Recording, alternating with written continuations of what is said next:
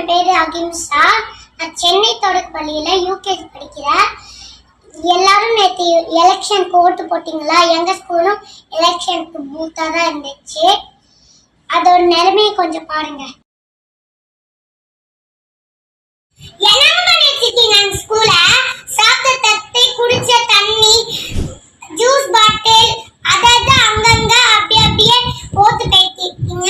உங்க வீடா இருந்தா அப்படிதான் போட்டு